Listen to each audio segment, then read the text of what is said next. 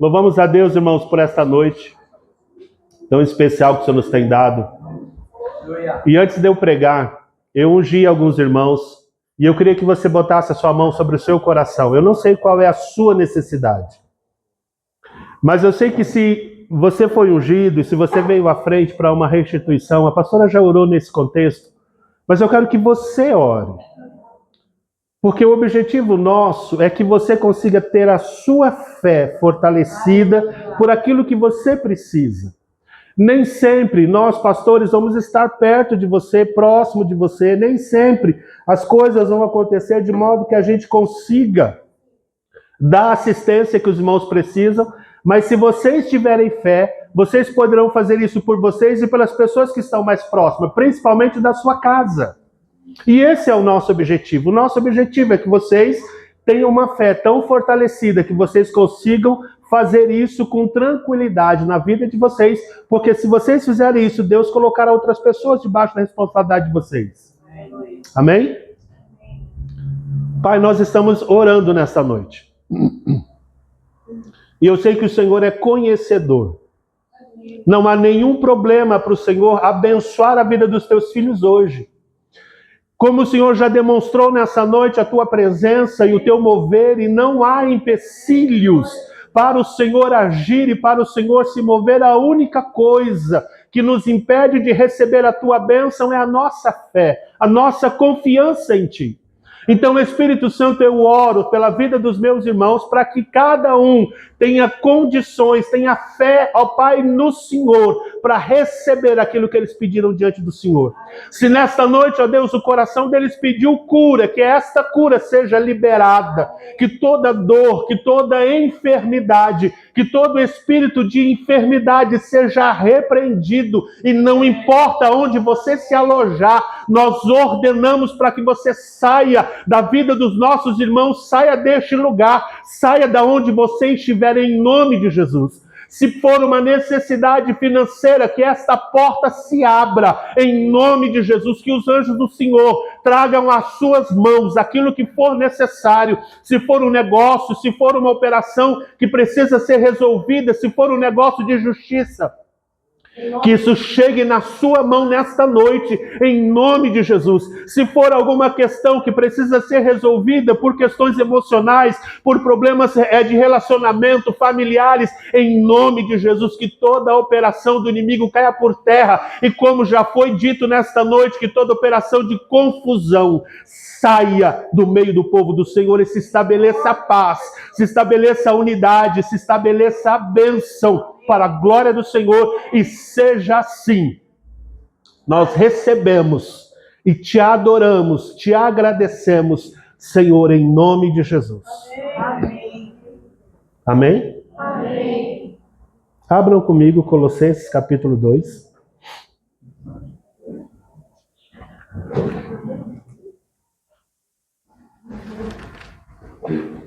Deus é maravilhoso.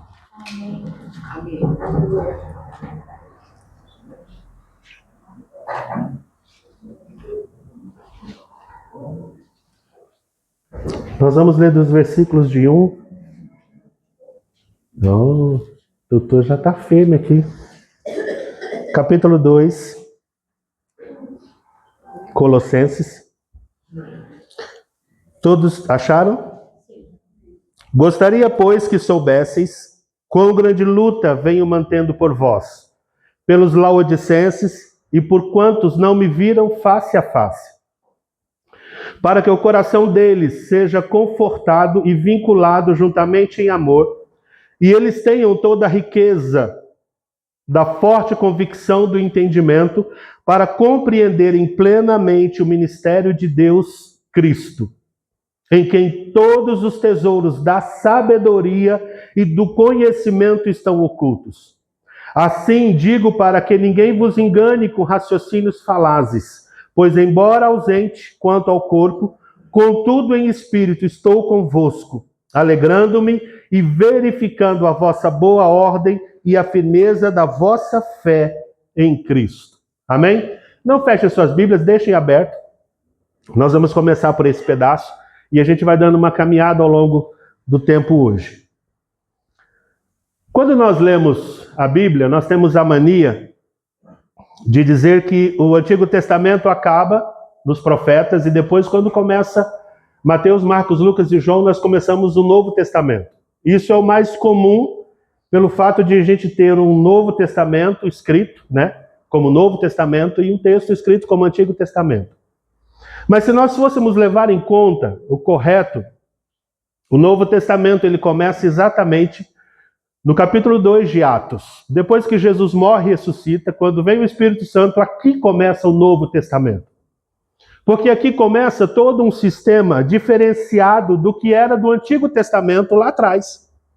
Mesmo Jesus estando vivo ao longo do seu tempo de vida física e humana, ele tem um tempo que ele só está pregando e ensinando, mas as coisas começam a mudar a partir do momento em que Jesus morre e ressuscita e libera sobre a vida dos discípulos o seu Espírito Santo.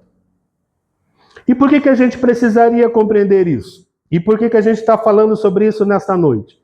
Porque quando Paulo começa a escrever sobre a obra redentora de Jesus e aquilo que foi feito na cruz, é que a gente tem um vislumbre do que é realmente uma vida cristã, do que é verdadeiramente uma vida cheia do Espírito Santo, do que é verdadeiramente aquilo que nós chamamos de salvação. Até então a gente não tem entendimento sobre esse assunto, porque Jesus vai falando sobre as coisas do Pai, ele vai trazendo o Pai em visão clara para os discípulos, mas a gente tem uma condição de conhecer a igreja depois do batismo com o Espírito Santo. É a hora que a igreja se forma e realmente nós temos uma visão do que é o reino do Senhor e do que é a igreja, nesse contexto que Jesus havia dito para Pedro que ele faria. Conhecer a Jesus é o nosso objetivo como cristãos. E quando Paulo escreve essa carta aos irmãos em Colossos, a igreja de Colossos foi uma igreja que Paulo não visitou. Ele está dizendo isso nesse texto que nós estamos lendo. Ele diz que tem uma grande luta e ele trabalha com esforço nesse sentido. É provável que nesse tempo que ele escreve, ele está preso, talvez em Roma, nesse contexto, e ele fala das necessidades que essa igreja tem e fala das questões que precisam ser trazidas a ele. E ele fala de uma riqueza importante para a nossa vida, que é Jesus. Quem é Jesus para você? Quem Jesus é no contexto cristão da sua vida? Quem Jesus é a respeito da sua fé? Qual o efeito da morte de Jesus para você? Qual o resultado que deve ter ou que você espera que tenha na sua vida? Qual é a sua disposição em entender e conhecer a Jesus? Você busca o Senhor, você procura o Senhor, você conversa com Ele, você lê as Escrituras. Isso tudo faz grande diferença. E quando Paulo diz que ele estava tendo uma luta, ele começa a dizer que ele estava tendo uma luta para que o coração deles, verso 2, seja confortado e vinculado juntamente em amor. E eles tenham toda a riqueza da forte convicção do entendimento para compreenderem plenamente o mistério de Deus, Cristo. Paulo tinha uma ideia clara.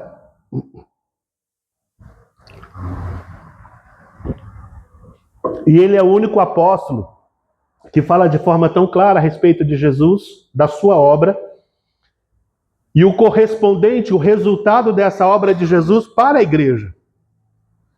É muito interessante que ele se preocupa de que os irmãos tenham entendimento. E o entendimento aqui não é uma questão boba, porque essa igreja, especificamente, ela estava sendo, de uma certa forma, incomodada por várias situações que estavam acontecendo ali, naquele momento, para a igreja. A igreja estava sendo invadida por uma ideia judaizante. A igreja estava sendo invadida por uma questão de uma doutrina que era herética no contexto e que é herético até hoje, que estava trazendo ideias diferentes daquilo que a Bíblia estava relatando ou que Paulo havia ensinado para eles no começo. E quando Paulo diz que eles precisavam ter um conhecimento pleno, com entendimento, com compreensão clara e plena, ele estava realmente levando em conta que se os crentes não tivessem essa compreensão, eles automaticamente estariam naufragando na fé. E o resultado que ele queria não é esse. É por isso que ele coloca Cristo Jesus como sendo o principal alvo e o principal objetivo da igreja. É interessante que em alguns momentos, quando ele conversava com os discípulos, ele perguntava para os discípulos: quem dizeis vós que eu sou? E de todos os 12, naquele momento que estavam com ele, apenas Pedro teve uma revelação do Senhor e diz: ah, você é o Cristo, Filho do Deus vivo. Isso é diferente? Isso faz diferença na nossa vida? Faz. Faz, irmãos, porque o tempo que nós estamos vivendo hoje é um tempo tão difícil. Às vezes eu olho, acompanho algumas coisas, faço algumas pesquisas na internet e tem tanto lixo que a gente observa, dito por pessoas que a gente acha que são cristãos. Tem tanta informação errada que são veiculadas como se fossem de cristãos. Tem tanta história que não tem nada a ver com a gente. E de verdade, à medida que a gente se envolve com isso, a gente entra num esquema de engano e é onde a gente acaba se perdendo. E perdendo a nossa fé, que é o problema mais sério que a gente precisa levar em conta. Aí versículo 4 ele diz assim, aliás, versículo 3, em Cristo, olha só, verso 2 ele fala sobre Cristo, em quem todos os tesouros da sabedoria e do conhecimento estão ocultos. Todo o conhecimento que nós precisamos a nível espiritual está em Jesus. Em Jesus são ocultos, ou estão colocados, ou foram colocados sobre ele, ou ele é o receptáculo pelo qual nós possamos receber aquilo que precisamos conhecer. Não são nas histórias que alguém conta, não são nas histórias que alguém diz, não são no fulano lá, mas em Jesus. Jesus ele precisa deixar de ser uma pessoa religiosa da nossa religião e ele precisa ser alguém pessoal da nossa vida. Ele precisa sair como se a cada vez que eu viesse na igreja eu o acrescentasse para se tornar alguém que é meu, parte da minha realidade. Porque o objetivo da morte de Jesus por nós é exatamente essa. Nós recebemos a Cristo e Cristo vem morar em nós. Essa morada de Cristo em nós é que faz toda a diferença.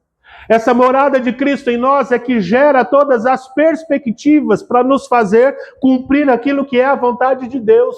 A vida de Deus em nós é a responsável por tudo aquilo que nós vamos fazer depois de recebermos a Ele como Senhor. Semana passada, eu estava falando para vocês sobre fé, e eu disse que eu não queria entrar na questão sobre o que seria a definição da fé. Mas quando você lê aquela coluna do capítulo 11 de Hebreus, você vai observar que homens e mulheres receberam ou ouviram a voz do Senhor e creram. Qual é o objetivo que eu quero que vocês entendam? Jesus é, para nós, hoje, a nossa opção de vida, não apenas da religião. Jesus é para nós e deve ser o modelo de cristianismo que nós precisamos imitar.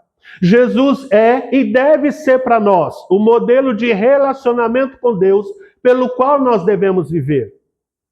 E isso é sério, porque o que está aí fora, o que está aparecendo hoje aos montes, não tem nada a ver com o Cristo que a Bíblia está falando. A nossa realidade de vida como cristãos, ela precisa estar extremamente em cima, colocada sobre Jesus e nenhuma outra coisa mais. Isso precisa ser realidade, principalmente para nós. Jesus não é alguém que nós acrescentamos. Jesus é alguém que somos nele. Somos filhos de Deus. Nele nós somos salvos. Nele nós temos o conhecimento. Neles nós recebemos o Espírito Santo, neles nós temos revelação da palavra, neles nós temos vida com Deus, nele nós vivemos, nos movemos e existimos. Isso é sério. Não é uma questão qualquer, isso é muito sério. E aí ele vai dizendo o seguinte: assim digo para que ninguém vos engane com raciocínios falazes. Quando Paulo escreve, eu acho que eu mencionei em alguma outra ocasião isso. Existe uma teoria que hoje é uma doutrina que se prega em alguns lugares aqui, falam a respeito de filosofia. Ele é programado como se fosse filosofia, mas ele é um contexto que fala sobre um conhecimento oculto especial que a gente deveria ter. E tem muita gente envolvida com essa conversa, mesmo usando Bíblia para isso. E quando Paulo diz que a gente não precisa se envolver em raciocínios falazes, porque o que a Bíblia traz para nós a respeito de Jesus é muito simples. Você vai até Cristo, aceita Jesus como seu Salvador. O acordo que Deus fez é que se você crê em Jesus, você recebendo a Jesus, Ele vem morar em você. Isso é o acordo que Deus fez. Isso está presente no Novo Testamento todo. Jesus é enviado por causa disso, porque Deus sabia que eu e você não tínhamos condição de ser melhores do que nós somos. Não teríamos condições de chegar aonde precisamos chegar. Nós não nos tornaríamos melhores do que somos sozinhos. Nós não conseguimos nem obedecer a palavra de Deus sozinhos. Mas a proposta dele é de que ele viria e moraria em nós. Isso está lá em Jeremias, isso está lá no João 3,16, isso está em todo o contexto bíblico, que ele viria e moraria em nós. Por que Jesus precisa morar em nós? Porque a única forma da gente abandonar o erro e começar uma vida nova é quando Jesus mora em nós. É quando a nossa natureza humana deixa de existir e começa a viver a natureza do Espírito, porque até aí a gente não tem outra condição. E aí Paulo vai apontando isso. Se você acha que isso, pastor, eu não estou entendendo o que o senhor está me falando, mas comece a ler todo esse contexto e você vai observar algumas coisas que talvez você ainda não prestou atenção. Ele diz que o mistério está em Cristo. O mistério de Deus foi revelado em Cristo, verso 2. Depois ele diz que eu não posso fazer nada com raciocínios falazes, que eu tenho que me manter firme no Senhor, verso de número 5. Pois embora ausente quanto ao corpo, contudo em espírito, estou convosco, alegrando-me e verificando a vossa boa ordem e a firmeza da vossa fé em Cristo. Como é que a minha fé fica firme? Exercitando ela em primeiro lugar, mas olhando quem é o meu exemplo. Quem é o exemplo da nossa fé? Da sua fé? Precisa ser Jesus. Muitas vezes nós queremos espelhar a nossa fé em alguém, em alguma pessoa, um personagem, mas a nossa fé tem que ser espelhada em Jesus. Quando Jesus está sobre a terra, quando ele anda sobre esta terra, ele diz que ele veio fazer a vontade do Pai. E o detalhe interessante, quando ele está pregando para aquela mulher no poço de Betesda, ele diz assim, olha, quando os discípulos chegam e dizem, o senhor não está com fome, nós trouxemos comida, o senhor pode comer? Ele diz, não. A minha comida é fazer a vontade do meu Pai. Se esse é o modelo para nós, essa é a nossa perspectiva. Quando você vai e faz a vontade de Deus, ou cumpre alguma coisa que Deus tem para fazer e Ele faz através de você, você consegue se alegrar nisso? Isso precisa ser trazido de volta, porque hoje nós ficamos numa realidade onde nós apenas recebemos do Senhor. Eu venho receber, mas dificilmente eu faço. Eu venho receber, mas dificilmente eu compartilho. Eu venho receber, mas dificilmente eu me torno. Quando Jesus lava os pés dos discípulos, Pedro resiste e diz assim, não, Senhor, o Senhor não vai lavar os meus pés, de jeito nenhum. E aí Jesus diz para ele assim, Pedro, se você não deixar eu lavar os seus pés, você não tem parte comigo. Aí Pedro entende o que está acontecendo e diz, não, Senhor, então lava o corpo todo, porque só o pé não resolve. Irmãos, quando nós percebemos, ou quando nós tiramos essa realidade de que nós recebemos para fazer algo para os outros, o evangelho morre em nós.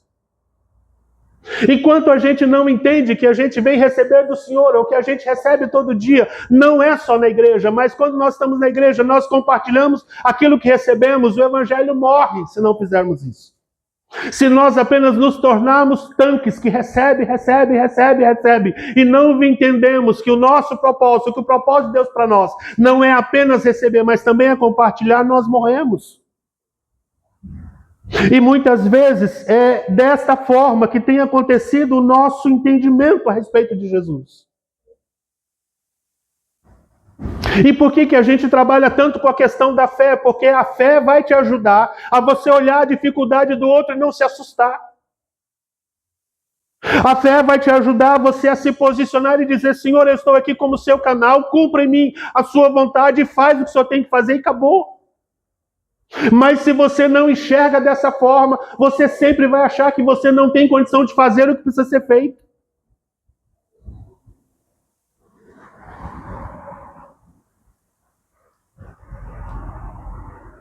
Verso 6 de Colossenses capítulo 2 diz assim: Ora, como recebestes Cristo Jesus, o Senhor, assim andai nele.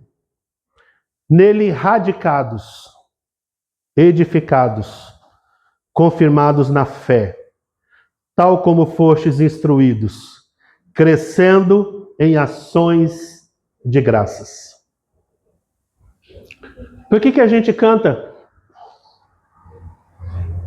Por que a gente celebra? Por que é que a gente trabalha? Por que é que a gente vive a nossa vida? O texto que aparece aqui como radicados, que é o verso 7, é enraizados. Uma planta que é plantada e ela não gera raízes, ela morre. Isso o próprio Jesus já diz quando ele fala sobre a parábola da semeadura. Que aquela semente que caiu na terra, e a terra era pouca, porque tinha pedra embaixo, aquela planta, apesar de parecer uma planta boa e disposta a crescer, ela morre com pouco tempo. Enraizados quer dizer que você vai usar a sua vida cristã para o seu benefício, e precisa crescer, precisa enraizar. E quanto mais enraizado, mais forte é a plantação. Existe uma planta no Nordeste que chama juazeiro, e ela também é o nome de uma cidade, ou talvez de várias cidades do Nordeste, mas ela é a planta que ela é mais vista, porque ela é a planta da seca. Enquanto toda a terra secou e está ali dura de seca, quebrando até, o juazeiro permanece firme com folhas verdes. E sabe qual é a questão dela ser daquela forma? Cada vez que a seca aparece, ela procura as águas mais profundas para ficar da forma como ela precisa. Então ela é uma das poucas árvores que no meio da sequidão ela consegue produzir. Por que nós estamos falando disso? Porque a vida cristã, ela é uma vida de resultados. E ela precisa ser uma vida de resultados para mim, para você mesmo. Primeiramente. O mais interessante é que ele vai dizendo radicados, edificados.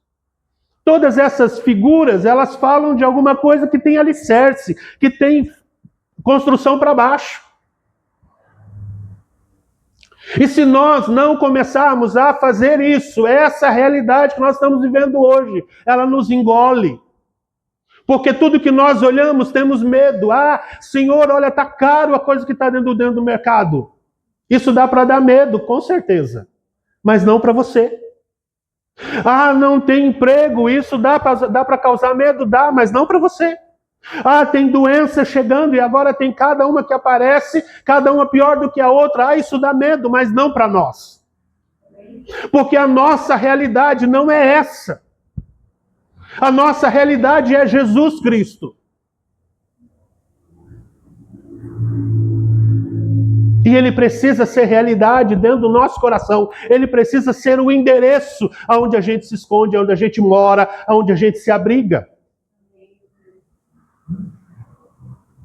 Porque se ele for só um endereço que ele encontra com ele no final de semana, minha vida está destruída.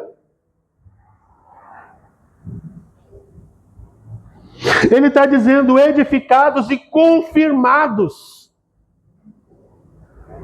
É a nossa fé que confirma a nossa realidade de vida. É a nossa fé que nos faz levantar e trabalhar. É a nossa fé que nos faz conquistar o impossível. É a nossa fé que faz a diferença. Se você for lá e abrir o texto de Hebreus capítulo 11, ele vai dizer: pela fé as suas mulheres tomaram de volta os seus filhos, fecharam reinos, venceram tempestades, fecharam a boca do leão. Como é que você acha que isso aconteceu? Eles eram super-homens, voaram e... Você acha que foi assim? Você acha de verdade que no reino como de Nabucodonosor, quando estava toda aquela multidão reunida, aqueles 4 rapazes pararam e disseram, não, sabe o que a gente tem medo? Eles fizeram isso? Eles disseram, ainda que o Senhor possa nos colocar lá dentro, ou que nós possamos morrer, nós não voltamos atrás, diante daquilo que o Senhor Deus nos tem falado. Eles eram cativos. Eles não estavam no meio do seu povo. Eles não eram pessoas simples. Eles eram gente de importância. E por isso que a atitude deles fez tanta diferença naquele lugar. Mas a Bíblia diz que quando eles exerceram fé, e qual foi a fé que eles fizeram? Tomaram alguma palavra extraordinária? Não. Eles só disseram, eu vou ficar firme diante do Deus que eu sirvo. Eu vou ficar firme diante da questão que eu tenho com o meu Senhor. E nós precisamos disso hoje, irmãos. Nós temos uma quantidade imensa de necessidades, mas muitas vezes, em vez de estarmos firmes diante do Senhor, nós corremos do Senhor.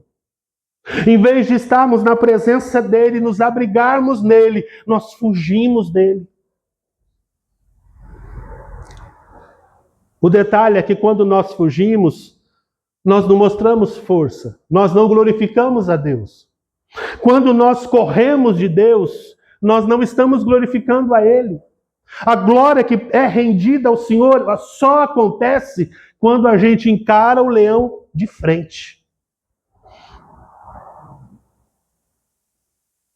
E você sabe por quê? Porque se você tiver no seu coração uma resposta de Deus para a sua necessidade, quando qualquer pessoa ao seu redor chegar para você e falar da necessidade dela, você vai dizer com toda disposição, creia no Senhor. Ele fez para mim. Ele fez em mim. Aí você acha que essa pessoa vai ter medo de crer? Você acha que essa pessoa vai esperar chegar no domingo para ouvir uma pregação, uma palavra, um louvor e dizer, eu creio? Você acha?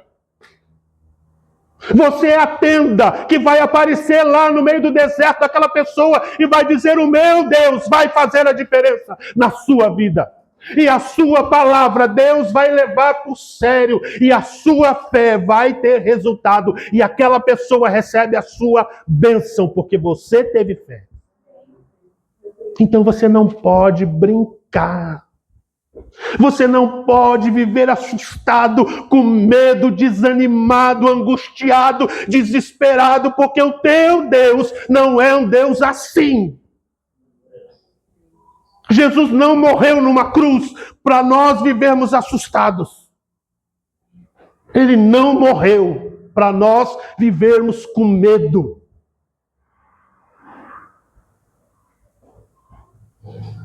Uma coisa que nós nos esquecemos de fazer, verso 7 diz, tal qual fostes instruídos, crescendo em ações de graças. Você já observou quanto nós temos dificuldade de agradecer? Não é a primeira vez que eu falo sobre isso.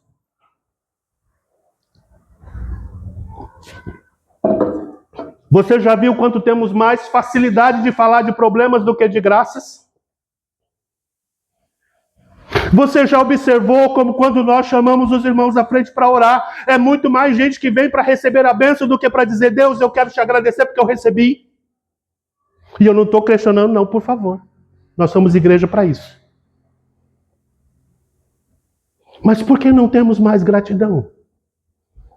Por que nós não conseguimos mais glorificar a Deus e nos alegrar na sua presença por gratidão? Por quê? Olha para você agora. Talvez você não tenha a roupa que você quer, mas você está vestido. Talvez você não comeu a comida especial que você queria, mas hoje você almoçou, tomou um café para tarde. Hoje você se preparou. Hoje você, na sua casa, tomou um banho, talvez de água quente. Não foi gelada. Talvez você tenha um lugar para morar e voltar para casa para dormir, lençol limpo, cama limpa, lugar limpo. Mas Deus não merece que a gente diga, Deus, eu te dou graças. E se for o caso, pular. Oh, glória a Deus, eu tenho casa.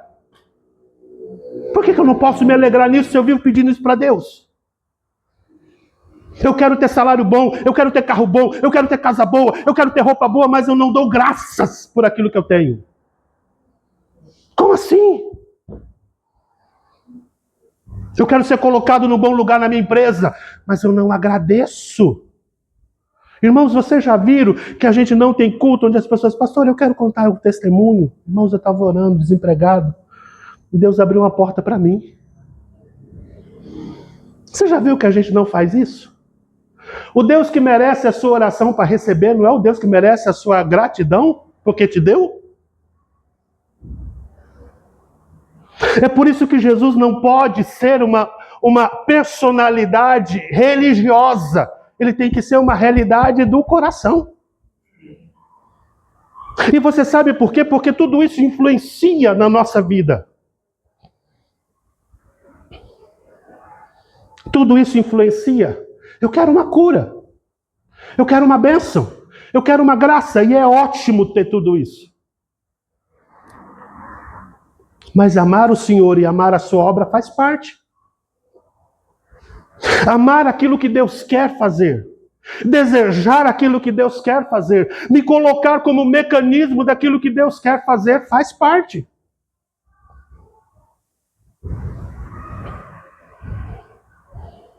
É extremamente importante, irmãos, que nós possamos nos aproximar de Deus, principalmente dispostos a fazer aquilo que Deus quer.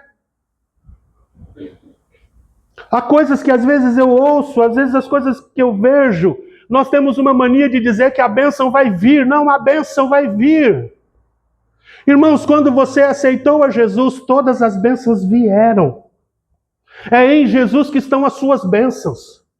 Em Jesus você foi abençoado, em Jesus você foi perdoado, em Jesus o Espírito Santo veio morar em você, em Jesus o próprio Jesus mora em você, em Jesus o Pai mora em você, em Jesus você foi reconciliado. A reconciliação aconteceu primeiramente entre Deus e você, e depois entre você e as coisas que Deus tem para você.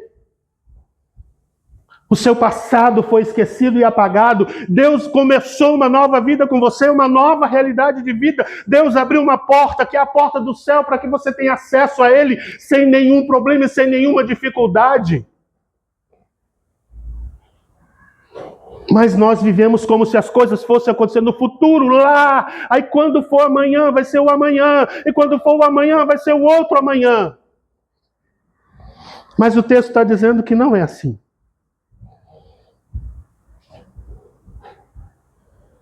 Verso de número 9, eu vou pular porque a gente já está acabando o nosso horário, não dá mais para a gente continuar pensando.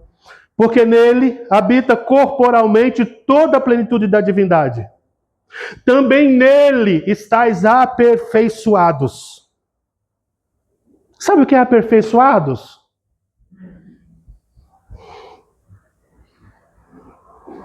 Deus trouxe para você, através de Jesus, uma condição de vida que nenhuma outra pessoa pode ter, só você tem. Ah, pastor, mas é porque eu não vivo. Comece a viver para o Senhor. Comece a se dedicar ao Senhor, comece a abrir o seu coração para Ele, comece a viver com Ele. Você vai observar que não existe impossível. O fato mais engraçado é que nós, como cristãos, vivemos uma realidade onde o próprio Cristo disse assim: olha, para vocês não haverá impossível, mas a gente vive como se nada fosse possível.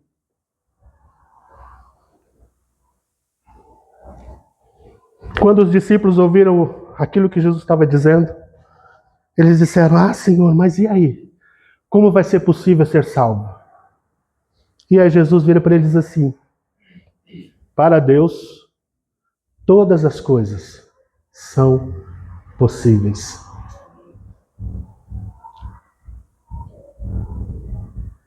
As coisas são possíveis porque agora nós andamos com Deus.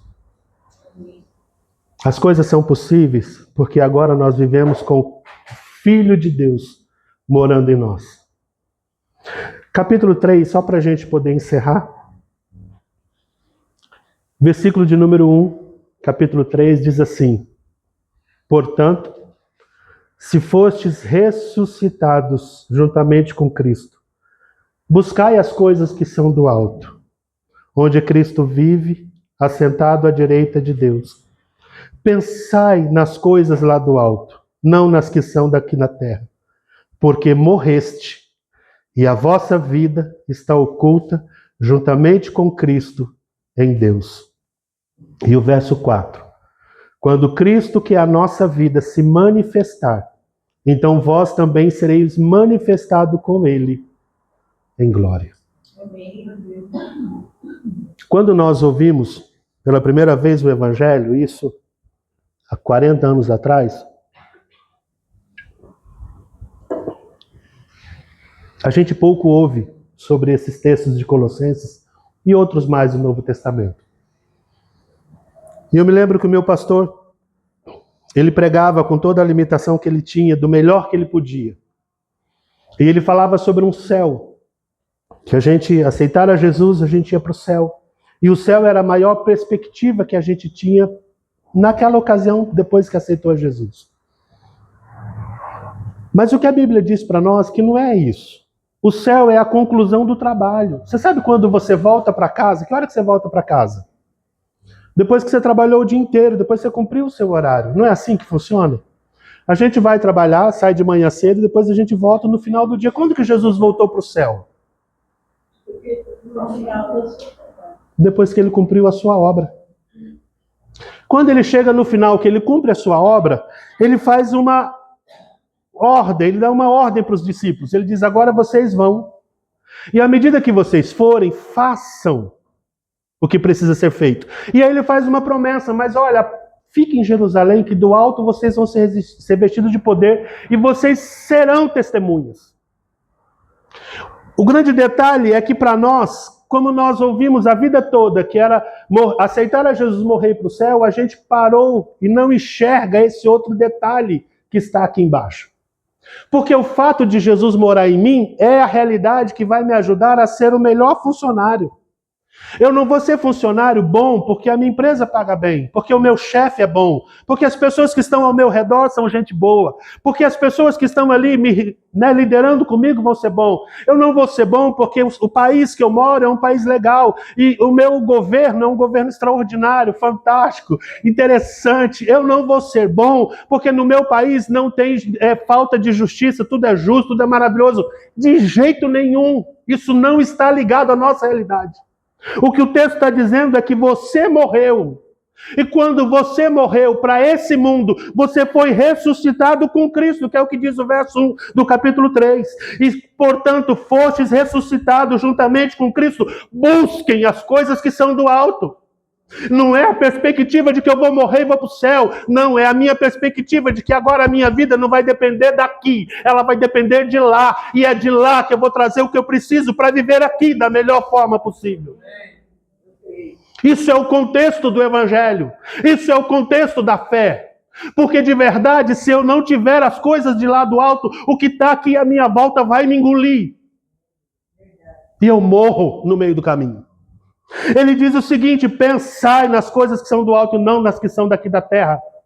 Nós vivemos a nossa perspectiva cristã. Eu vou buscar o Senhor porque Ele vai me dar o que eu preciso. E é bom isso, porque Deus dá mesmo. O Deus que nós servimos não é um Deus ruim, é um Deus extraordinário.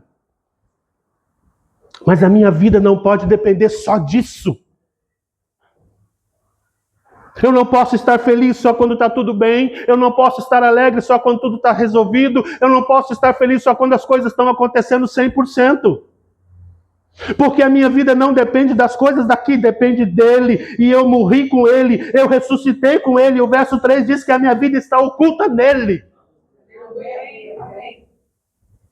E se está oculta nele, eu vou depender dele. Ele é o meu endereço. É nele que eu me fecho e digo, Senhor, agora nós não saímos daqui enquanto essas coisas se resolver. É por isso que o verso 4 diz assim, quando Cristo, que é a nossa vida, se manifestar, então vós também sereis manifestados com ele em glória. Nós precisamos aprender esse detalhe. A sua vida está oculta com Cristo. A sua vida precisa depender de Jesus. E se até hoje você não teve essa expectativa de quem Jesus é, a partir de hoje comece a ter. Porque ao nosso redor, as coisas que estão acontecendo no nosso país não vão diminuir. Os barulhos de guerra vão continuar e talvez até aumentar. As questões ficarão mais complicadas daqui para frente, e quanto mais nós tivermos o nosso abrigo firmado em Jesus, mais forte eu e você seremos. Se você entender isso, você vai compreender que a sua enfermidade foi levada por Cristo lá na cruz, conforme diz Isaías 53. E você pode orar e dizer: eu rejeito toda doença no meu corpo, porque o meu corpo é a morada do Senhor. E se ele é a morada do Senhor, enfermidade, você não tem autorização para ficar aqui. Vá-se embora. Ah, pastor, mas eu já fiz, não aconteceu. Faça de novo. Ah, pastor, eu já fiz. Faça até que isso aconteça, porque a palavra dele diz que é assim. Quando Davi chegou para lutar com o gigante, Davi não tinha nenhum motivo para estar ali. Ele foi ali levar comida para os irmãos, e como diz alguns pastores que de vez em quando eu ouço, ele foi um Uber de comida para os irmãos. E ainda mineiro, porque foi levar queijo. Mas quando ele viu que aquele gigante afrontava o povo do Senhor, ele falou assim: mas quem ele pensa que ele é? Para afrontar os exércitos de Deus. Os exércitos estavam com medo. Ele era o menor. Mas a Bíblia diz que ele se levanta e diz para o gigante Golias: eu vou contra você em nome de Jesus, em nome do Senhor dos Exércitos. Eu e você podemos dizer: eu vou contra você, problema, em nome de Jesus de Nazaré. O efeito é o mesmo e o resultado é o mesmo. Você sempre vai derrubar o gigante. Se você entender isso hoje. Amém? Vamos orar? Pai, a tua palavra é tão boa e tão graciosa. Quando nós olhamos para o Senhor e quando entendemos tudo aquilo que o Senhor tem feito por nós naquela cruz, a gente viveu tanto tempo ouvindo coisas diferentes, e quando a gente coloca todas essas questões em xeque, parece que nada disso é realidade. Mas é isso que a tua palavra diz. A tua palavra diz que nós morremos naquele dia que recebemos a ti como nosso Salvador. Que ao morrer, tudo aquilo que nós éramos foi apagado e deixado para trás. Como novas criaturas, nós somos trazidos, ó Deus, a uma nova realidade de vida. Nós somos trazidos das trevas para a luz. Nós não estamos mais sós. Nós não dependemos mais da força do nosso braço ou da nossa garganta para gritar. Nós dependemos apenas do Senhor. Mas precisamos aprender a dizer em nome de Jesus, na autoridade de Jesus, no nome de Jesus. Nós precisamos aprender esse relacionamento que nos leva não a viver apenas uma vida religiosa, mas nos leva a viver como cidadãos aonde nós estivermos. Nos torna melhores filhos, melhores maridos, melhores pessoas, nos torna melhores comunidades, nos torna capacitados para fazer tudo aquilo que nós temos necessidade de fazer. Que essa realidade seja a realidade do nosso coração, o meu e da tua casa. Que nós possamos enxergar isso hoje. Espírito Santo, eu clamo a ti. Libera o entendimento dos meus irmãos, como Paulo orava pela vida dos irmãos em Colossos. Eles estavam extremamente atacados por situações e circunstâncias. E o Senhor, através da palavra de Paulo, os exorta. Que seja assim na nossa vida também, Senhor. Que brote no nosso coração o entendimento. Que brote no nosso coração a compreensão. E que possamos tomar atitudes que façam diferença, primeiramente para nós, mas também para todos quantos forem necessitados, que nós possamos enxergar durante a nossa caminhada. Seja assim. Nós oramos agradecidos em nome de Jesus.